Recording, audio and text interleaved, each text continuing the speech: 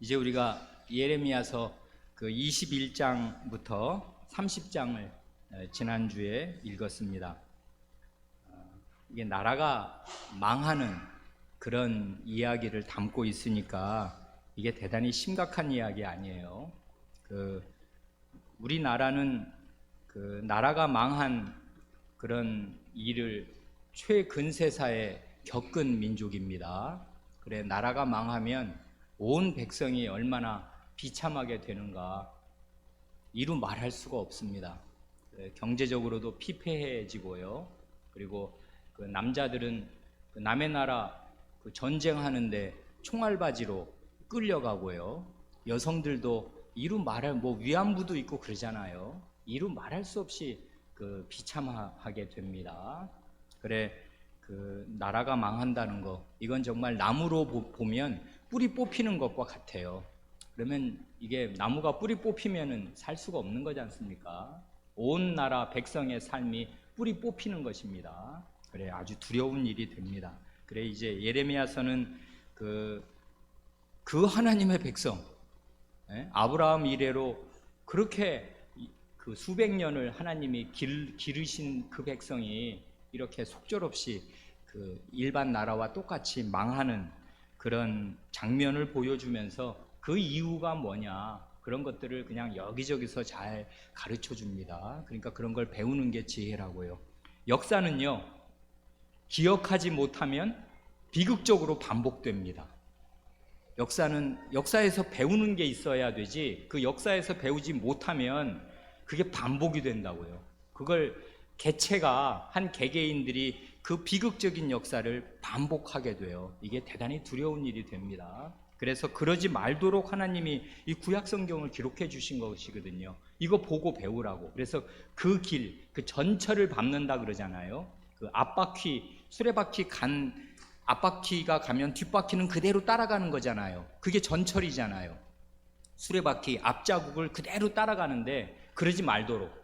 좋은 일이야 본받고 따라가는 거지만 그 나라가 이렇게 하나님 백성이 멸망하는 길로 가는데 그걸 그대로 따라하겠습니까? 그러니 그러지 않도록 하나님께서 이 예레미야서를 읽고 배우라고 하셨습니다. 망하는 길로 가지 않도록.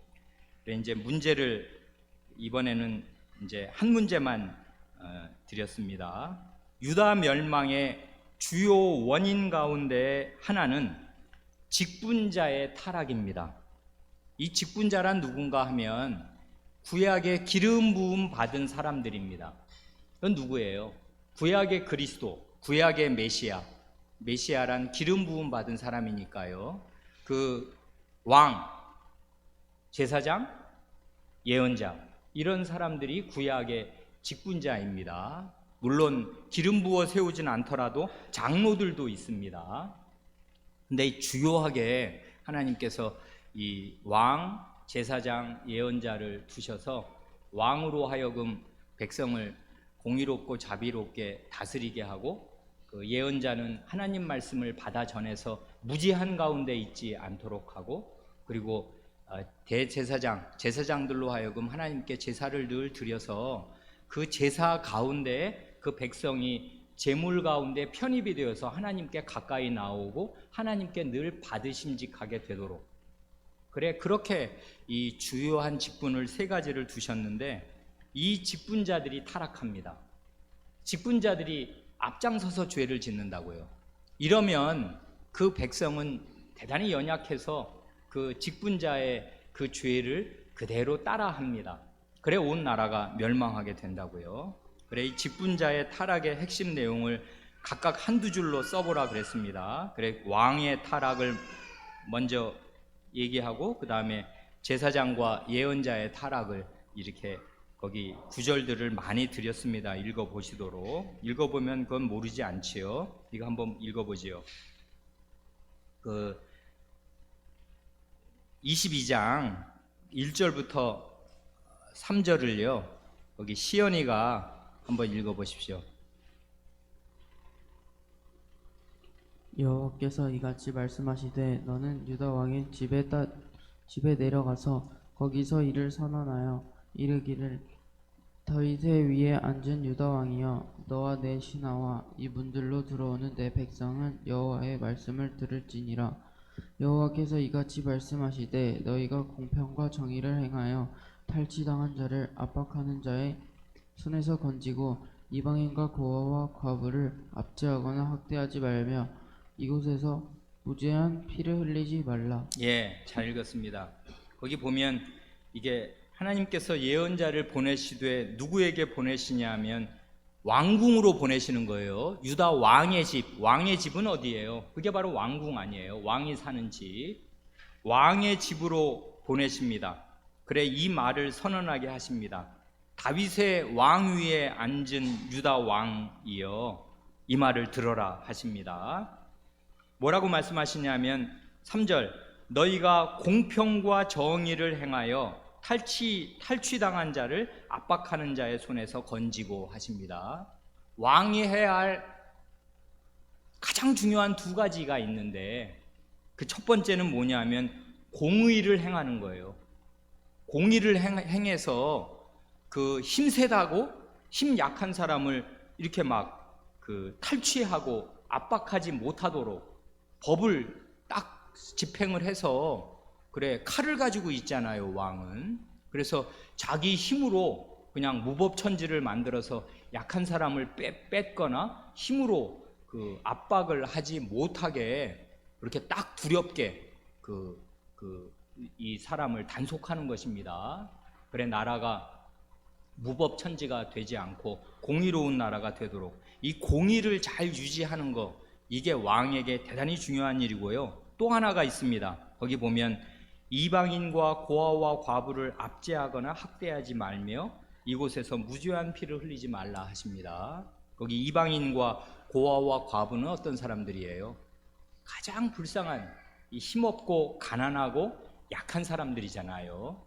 그래 약자를 보호하는 것, 자비를 베푸는 것, 이것입니다. 그래 이 왕의 이 반드시 염두에 두어야 할 두 가지 덕목은 공의와 자비입니다. 이건 하나님의 속성을 그대로 그 반영한 건데요. 하나님의 그 거룩하심은 어떻게 나타나냐 하면 공의와 자비로 나타난다고요. 하나님은 죄를 그냥 덮어두시는 분 아니고요. 죄인을 반드시 벌 주십니다.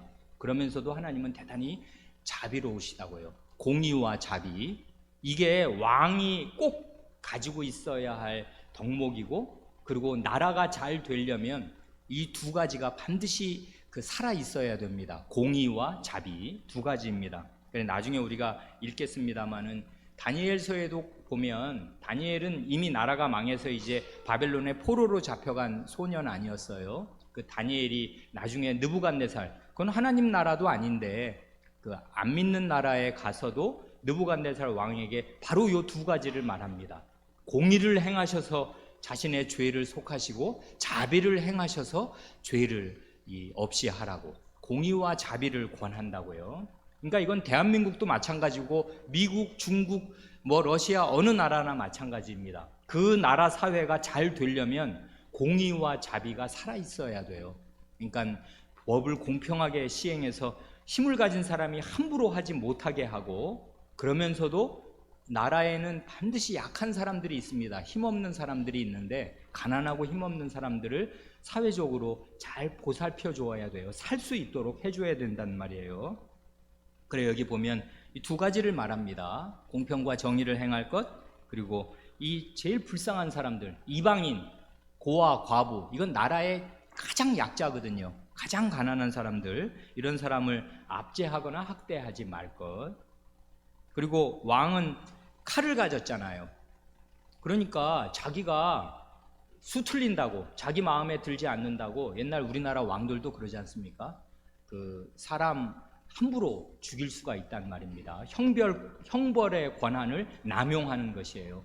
그래서 죄 없는데 피를 흘리면 그 사람 죽는 거 아니에요? 죄 없는 사람을 죽이는 이 권력으로 이제 박해를 가해서 죽이는 일들이 있단 말이에요. 그런 일을 하지 말도록, 그러니까 큰 권한, 목숨을 뺏을 수도 있는 큰 권한을 왕에게 맡기시지만 그 권한을 함부로 남용하지 않도록 하나님께서 말씀하셨는데, 실제로 이렇게 되지 않습니다. 공평도 무너지고 자비도 무너지고 그리고 권력을 남용한다고요. 그래 이제 이런 일들이 있습니다. 여기 보지요. 그 다음 더 봅니다.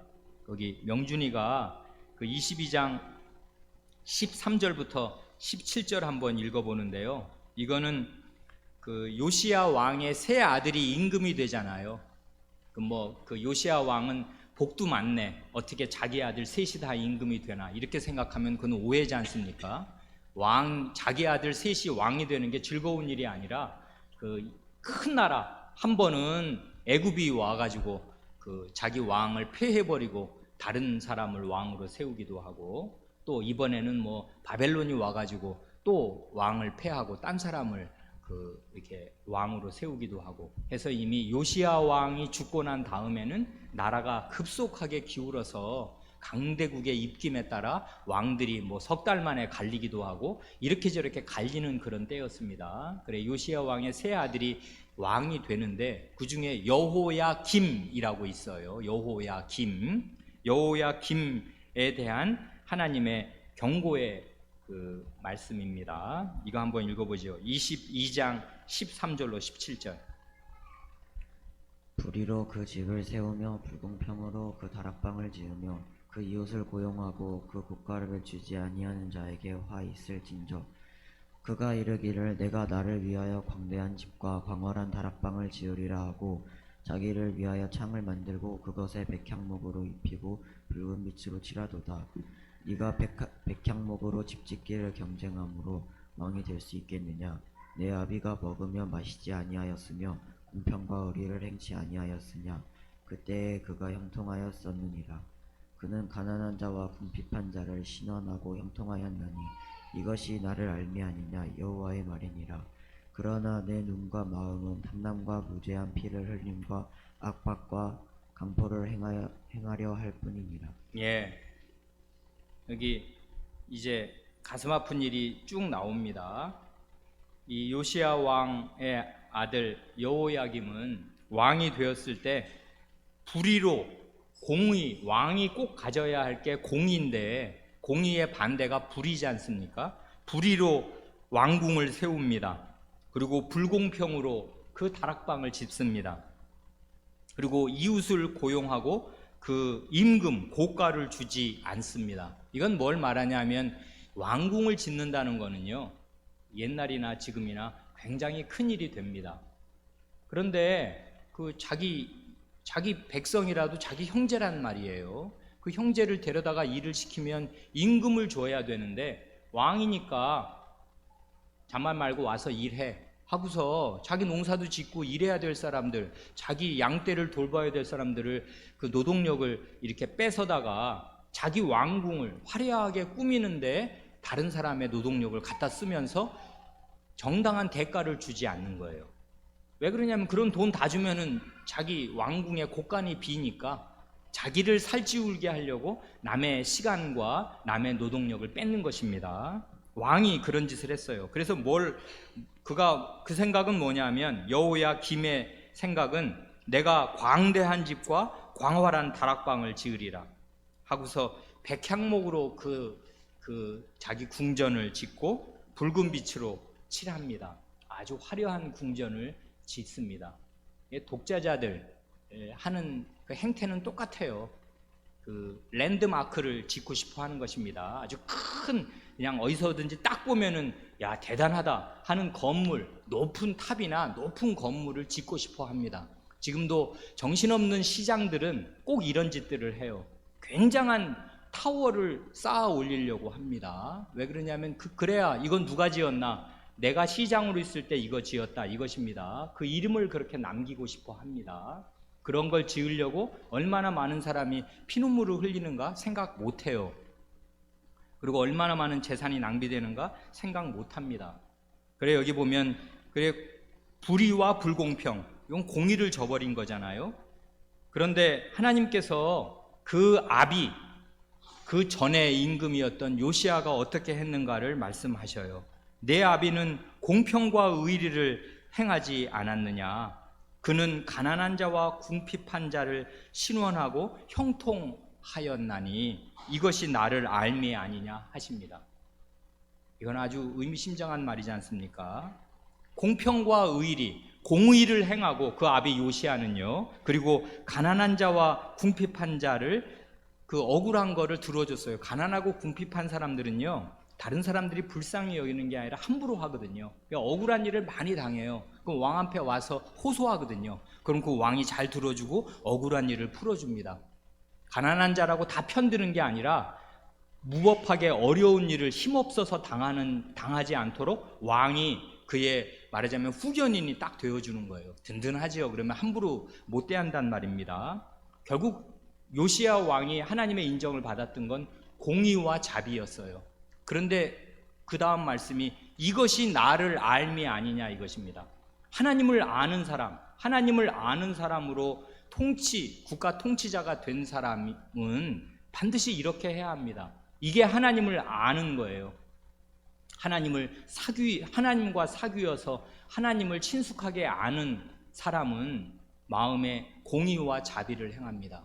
그런데 불의를 행하고 자비심이 없는 그런 사람은 사실은 하나님을 알지 못하는 것이에요. 하나님을 사귀어서 친숙하게 아는 그 알미 그 안에 없는 것입니다. 그러면 반드시 불의하게 되고 무자비하게 됩니다. 그런데 네 눈과 네 마음은 탐남, 탐욕, 자기 궁전을 화려하게 꾸미려는, 그리고 거기서 거역하거나 반항하는 사람은 처형을 합니다. 무죄한 피를 흘림과 압박과 광포를 행하려 할 뿐이라. 이렇게 됐습니다. 그래 이제 나라가 망할 때는 다 그 특징이 있는데요. 이렇게 되는 것입니다. 그래 대한민국도 이게 하나님 나라가 아니고 이 세상 나라의 하나지만은 우리나라가 잘 되기 위해서 우리나라 백성이니까 기도해야 되는데 우리나라가 공의를 실현하는 나라가 되도록 법이 살아있도록 특별히 가난한 사람들, 우리나라 들어와 있는 외국인 노동자들이나 우리나라에서 제일 못 사는 사람들, 소득이 낮고 소득이 거의 없는 사람들이 있지 않습니까? 이런 사람들이 최소한 인간의 존엄성을 유지하고 살 수 있도록 사회 정책이 펼쳐져야 합니다. 그래 가진 사람들이 조금 더 내놓아야 하고요. 내가 세금을 좀 더 내더라도 우리나라에서 굶어 죽는 사람이 없도록, 너무나 비참하게 돈이 없어서 너무나 비참하게 사는 사람이 없도록 하는데 나라의 이 정책이 펼쳐져야 되고요. 세금이 그런 데 쓰여야 합니다. 이런 일을 위해서 우리는 기도할 수 있고 기도해야 합니다. 좋습니다. 두 번째는 뭐예요? 근데 왕이 이렇게 안 되거든요. 왕이 가장 나라에서 중요한 사람 중에 하나지 않습니까? 왕이 어떻게 하느냐가 결정적으로 중요한 건데 왕이 이렇게 한 것입니다. 그 다음에는 이제 제사장과 예언자는 주로 묶어서 하나님께서 말씀하십니다. 이게 비슷해요. 제사장도 하나님의 말씀을 전하는 사람이고요. 예언자는 특별히 하나님의 말씀을 받아서 전하는데 차이가 있는데, 제사장은 이미 주어진 말씀이 분명하게 있잖아요. 모세 오경이 있단 말입니다. 어느 시대나. 그러니까 그 모세 오경의 말씀을 잘 배워서 익혀서 언제든지 백성에게 가르쳐 줍니다. 그게 제사장과 레위인의 특징이고요. 그때는 구약 시대니까 모세 오경만 있는 게 아니라 계속 예언자를 통해서 계시가 덧붙여져요. 플러스 알파 계속 조금씩 계시가 늘어난단 말이에요. 새로운 계시를 전하는 사람들이 이 예언자들이잖아요. 그러니까 이 제사장과 예언자가 구약 시대에는 꼭 필요하였습니다. 그래 이 제사장과 예언자들이 똑같은 일은 하나님의 말씀을 전하는 거예요. 이미 확정되어서 주어진 말씀이든 새로 하나님께 내려오는 말씀이든 하나님의 말씀을 백성에게 전하는 것입니다. 채연이가 한번 읽어보지요. 거기 21장 11절 한번 읽어보십시오.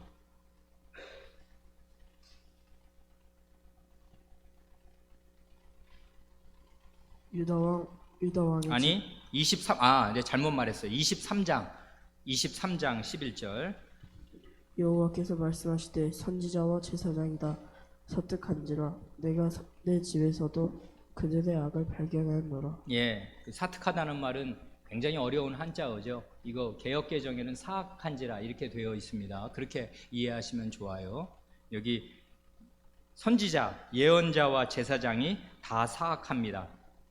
내가 내 집에서도, 하나님이 내 집이라고 하면 성전 아니에요. 제사장의 일터가 성전인데 내 집에서도 그들의 악을 발견하였다 하십니다. 어떻게 하는지 한번 보지요. 거기 채연이가 14절 마저 하나 읽어보십시오. 내가 예루살렘 선지자들 중에도 가증한 일이 있음을 보았나니 그들은 간음을 행하며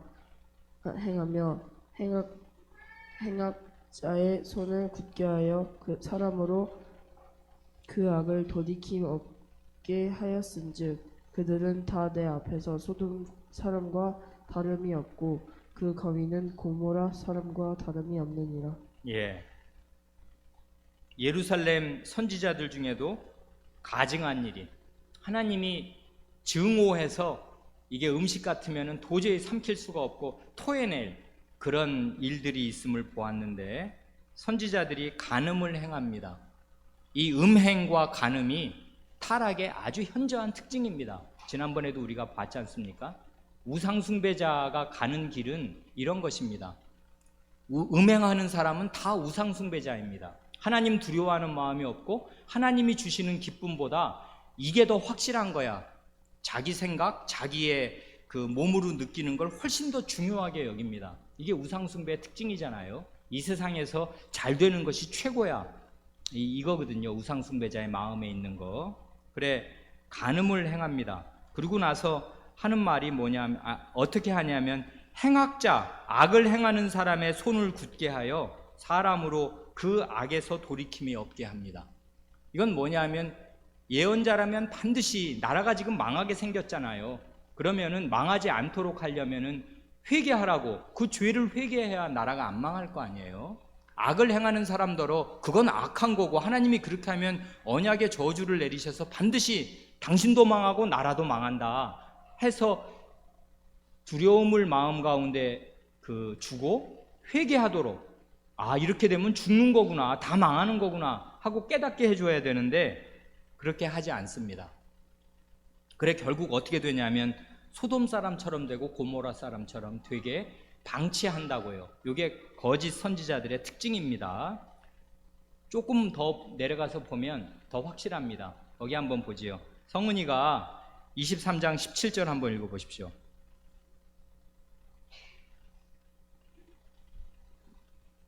항상 그들이 나를 멸시하는 자에게 이르기를 너희가 평안하리라 여호와의 말씀이니라 하며 또 자기 마음을 강팍한 대로 행하는 모든 사람에게 이르기를 재앙이 너희에게 임하지 아니하리라 하였느니라. 예, 이건 우리가 에스겔서를 읽든지 이사야, 에레미야, 에스겔, 다니엘 이런 예언서들을 읽을 때 이게 늘 나타나는 일종의 패턴이기도 한데요. 뭐냐면 거짓 선지자들의 특징은 거짓 평안을 전하는 거예요. 이 사람들은 회개를, 죄에서 돌이킬 것, 회개를 전하지 않고 평안을 전합니다. 말은 좋지. 그러니까 아니 누가 자꾸 망한다 그런 소리 하면 기분 좋아요? 좋냐고. 듣기 싫잖아. 그런 말 자체도 듣기 싫고 내가 망한다니 기분 나쁘단 말입니다. 듣기가 싫어요. 그런데 당신 잘 될 것입니다. 평안을 전하면 기분이 좋지 않습니까? 힘이 되지 않습니까? 그래, 사람들 듣기 좋은 소리를 하느라 늘 평안을 전하는데 사실은 거짓 평안입니다. 그래, 재앙이 너희에게 임하지 않는다 하고 너희가 평안하리라 하는데 그걸 여호와의 말씀이라고 전한다고요. 하나님의 이름을 갖다 쓰는 거지. 그런데 하나님은 이 예루살렘에 평안을 주시지 않을 것입니다. 왜 그러냐면 평안을 주실 수가 없게 되어 있어요. 평안을 얻으려면 회개하여야 할 것인데 회개하라고 죄를 지적하지도 않고 그러면서도 그냥 대책 없는 평안을 전하는 것이에요. 이게 거짓 선지자들의 특징입니다. 재앙이 오지 않고 평안이 올 것이다 하고 이걸 여호와의 이름으로 전합니다. 우리 시대 기독교의 특징이 바로 이거예요. 교회 나오면 잘 된다는 것입니다. 잘 되긴 뭐가 잘 돼요? 죄를 버려야 잘 되는 거지. 회개해야 잘 되는 거지. 그런데 죄를 제대로 가르치지 않고 회개할 것을 촉구하지 않으면서 교회 나오면은 하나님 믿으니까 잘 된답니다. 이걸 하나님의 이름으로 말한다고요. 그게 거짓 선지자들의 특징입니다. 대책 없는 평안, 거짓 평안을 전하는 것, 그것입니다. 똑같아요. 거기 넘어가서 보지요. 이건 이제 예언자들이 그렇다는 건데, 여기 27장 16절 하원이 한번 읽어보십시오. 27장 16절. 내가 또 제사장들과 그 모든 백성에게 고하여 가로되 여호와께서 이같이 말씀하시되 여호와의 기구를 이제 바벨론에서 속히 돌려오리라고 너희에게 예언하는 선지자들의 말을 듣지 말라. 이는 그들이 거짓을 예언함이니라 하셨나니. 이건 아주 구체적인 사례를 들어서 거짓 평안을 어떻게 전하는가 하는 걸 보여주시는 것인데요. 뭐냐면 이제 나라가 지금 거의 망하게 됐고, 이 성전의 기물, 이 성전의 보물들은 이스라엘 나라에서 뺏길 수 없는 거란 말입니다. 이게 여호와의 이 성물인데 이걸 뺏기면 하나님의 명예는 어떻게 되며 이게 얼마나 수치스러운 일이냔 말이에요. 도저히 뺏길 수 없는 것인데 뺏겼습니다. 그래 하나님의 집에 그 보화들을 바벨론이 가져갔단 말이에요.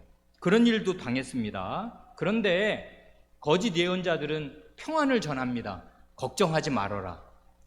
바벨론으로 뺏긴 여호와의 집의 보물들 다시 돌아올 것이다. 걱정하지 말아라. 이렇게 전한다고요. 이게 거짓 평안을 전하는 구체적인 메시지란 말이에요. 그래 이제 여기 보면 이 사람들의 그 특징은 뭐냐 하면 간음을 행하지요. 자기 생활과 인격이 부정합니다. 백성의 죄를 지적하거나 회개를 촉구하지 않습니다. 거짓 평안을 전합니다. 이게 거짓 예언자들이 나라가 망할 때는 굉장히 많이 일어나요.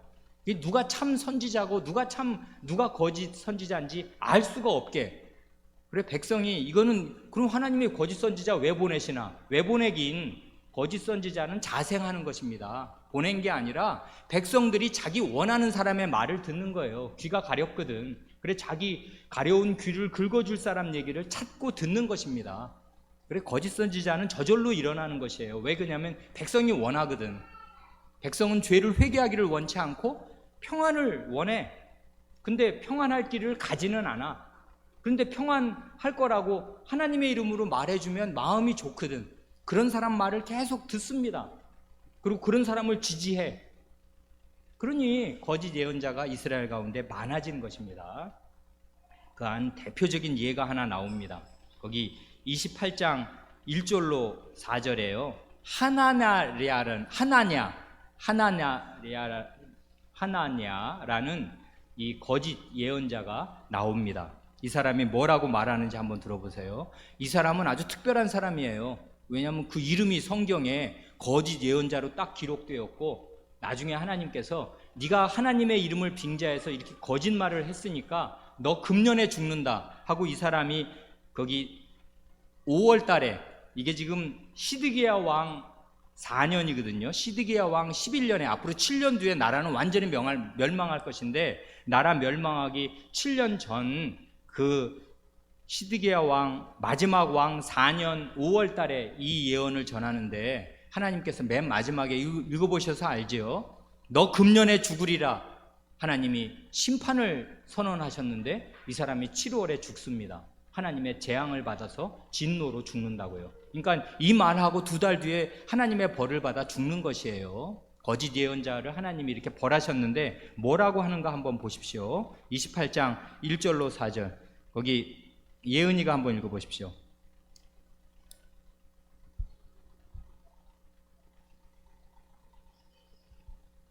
28장 1절로 4절. 이해 유다 왕 시드기야의 즉위한 지 오래지 않은 해 곧 4년 5월에 기드온 아술의 아들 선지자 하나냐가 여호와의 집에서 제사장들과 모든 백성 앞에서 내게 말하여 가로되 만군의 여호와 이스라엘의 하나님이 이같이 말씀하여 가로되 내가 바벨론 왕의 명예를 꺾었느니라. 예, 여기 2절 마지막부터 얘기하는 게 이게 이제 이가 전하는 거짓 하나님의 말씀입니다.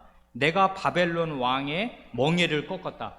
멍에라는 거는 소에다가 일하도록 억지로 일시키려고 지우는 게 멍에잖아요. 바벨론 왕이 이 유다 백성들에게 멍에를 지웠는데 그 멍에를 하나님이 꺾어버리셨답니다. 3절. 내가 바벨론 왕 느부갓네살의 이곳에서 바벨론으로 옮겨간 여호와의 집 모든 기구를 저희가 차기 전에 다시 이곳으로 가져오게 하였고, 내가 또 유다 왕 여호와김의 아들 여고니아와 바벨론으로 간 유다 모든 포로를 다시 이곳으로 돌아오게 하리니 이는 내가 이 바벨론 왕의 멍에를 꺾을 것임이니라. 여호와의 말이니라 하셨다 하는지라. 예, 이 말을 하고 이 사람은 2달 뒤에 하나님의 그 징계를 받아 죽습니다. 뭐라고 말하냐면은 아까 이 거짓 예언자들이 전한 그 시대에 전한 거짓 평안, 이 성전의 기물들 뺏긴 거 돌아올 거다. 2해가 가기 전에, 2년 전에, 2년이 되기 전에 2년 내로 돌아올 거다. 그리고 잡혀갔거든요. 여호야김의 아들 여고니아, 이게 여호야긴 아니에요. 여호야김의 아들 여호야긴이 바벨론으로 끌려갔고 또 유다 많은 포로들이 끌려갔습니다. 그 너희 동족들 바벨론으로 끌려갔는데 다시 돌아오게 해줄 거다. 안 돌아옵니다. 70년 뒤에 돌아온다고요.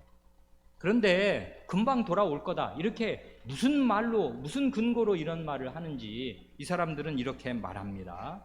그래, 이 사람 2달 뒤에 죽습니다. 그 다음에 이제 읽어보라고 하는 구절들이 쭉 있는데요. 그게 뭐냐면 거짓 예언자들은 특징이 있는데요. 이 거짓 평안을 전하고 회개를 전하지 않으면서 참 예언자를 핍박합니다. 이게 큰 특징이에요. 이번에 나온 거기 20장, 26장, 29장. 그래요. 우리가 지금 이번에 읽은 21장부터 30장 그 사이에는 직분자들의 타락상이 아주 두드러지게 거기 나와서 이걸 쭉 읽으면 우리가 이걸 잘 알게 되는데, 특별히 거짓 예언자는 그가 전하는 그 메시지도 문제지만 희한한 게 거짓 예언자는 참 예언자를 핍박합니다. 꼭 그래요. 왜 그러냐면 자기 말이 거짓말이고 참 말을 하는 사람들은 자기를 공격한다고 느끼는 것이에요. 당연히 공격이 되지. 거짓 예언자들의 말은 거짓이다, 이렇게 참 예언자들은 말하니까 그런 말이 듣기 싫은 것입니다. 그래, 참 예언자를 핍박을 합니다. 거기 이제 얘들이 쭉 나와서 다 읽어보시면 이건 모를 수가 없어요. 하나만 보지요. 거기 20장 1, 2절 거기 하은이가 한번, 아니 하은이 하은이 한번 읽어보십시오. 20장 1, 2절 하은. 제사장 임멜의 아들 바스울은 여호와의 집 유사장이라. 그가 예레미야의 이 일 예언함을 들은지라. 이에 바스울이 선지자 예레미야를 때리고 여호와의 집 베냐민의 위문에 있고 창고에 채웠더니. 여기 보세요. 바스훌이라는 사람, 이제 이름들이 나옵니다. 이 사람들은 얼마나 불명예스러워요. 성경에 자기 이름이 박혔는데 아주 악명 높게 박힌 것입니다. 이 사람은 여호와의 집 유사장이니까 제사장 중에서도 직급이 높은 지도급에 있는 인사입니다.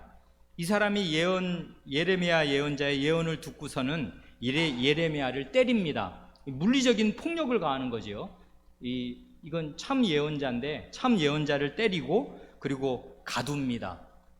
그리고 몸을 묶어놔요. 감옥에 가둔 것이에요. 그러니까 이게 구타하고 감옥에 가둡니다. 26장 8절로 11절을 보면 여기는 제사장들과 선지자들과 모든 백성이, 제사장들하고 그 당시 선지자들, 제사장들이 이 예레미야를 체포합니다. 붙들어서 내가 반드시 죽으리라 합니다. 그러니까 이게 이제 큰일이 일어난 거예요. 제사장들과 선지자들이 모여서 예레미야를 붙잡아가지고 하니까 사람들이 웅성웅성 모이고, 그래 사람들이 많이 모였는데 하는 말이, 이 사람은 죽음이 합당하니 너희 귀로 들음같이 이 성을 쳐서 예언하였느니라. 아니, 이 성이 어떤 성이야? 이거 하나님의 성이야. 예루살렘 시온 성이라고. 근데 이 성을 쳐서 이 성이 망할 거라고 예언을 하니 이런 나쁜 놈이 어딨어. 이 어디 감히 이 거룩한 성을 회방하냐. 이런 놈은 죽어야 돼. 이래가지고 말이에요. 그 제사장들과 그 선지자들이 이 사람들 백성 앞에서, 그리고 일부 상당한 백성들은 이 사람들의 말에 동조하고, 그래 그 방백들을 모으고서요, 그 왕의 중요한 관리들을 모으고 이 사람 죽여야 한다고 말합니다. 이런 일들이 쭉 나온다고요. 거기 보면, 거기 스마야라는 29장에 보면 스마야라는 사람 나오지 않습니까? 이 사람이 거짓 예언자인데, 이 29장 26절을 보면은 이 스마야가 하는 말이 이거예요. 무릇 미친 자와 자칭 선지자를 착고에 채우며 칼을 메우게 하셨는데, 이런 미친 자, 이런 자칭 선지자, 이런 자들은 이 감옥에 가두고 이 칼을 목에 둘러 쓰도록 그렇게 하라고 하셨는데, 어떻게 이 예레미야 같은 이 미친 자와 이 거짓 자칭 선지자를 가만히 내버려 둘 수 있느냐, 이렇게 말하는 것입니다. 그래, 희한한 일이 일어납니다. 언제나 그런데 역사는 계속 반복됩니다. 참말을 하고 참 하나님의 말씀을 전하는 사람들은 궁지에 몰리고 어려움을 겪습니다. 왜냐하면 거짓 예언자들이 그런 참 예언자를 핍박하기 때문에 그렇습니다.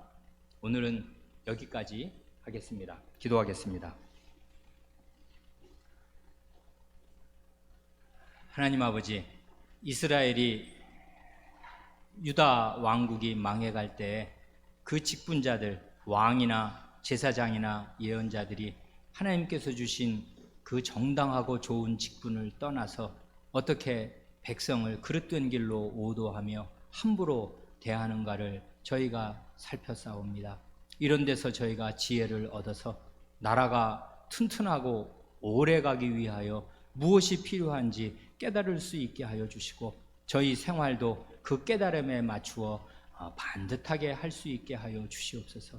하나님의 말씀은 언제든지 죄를 회개하라고 촉구하오니, 저희 마음에 있는 죄를 하나님 말씀에 비추어 늘 발견하고 버리게 하여 주시옵소서. 우리 구주 예수님의 이름으로 기도하옵니다. 아멘.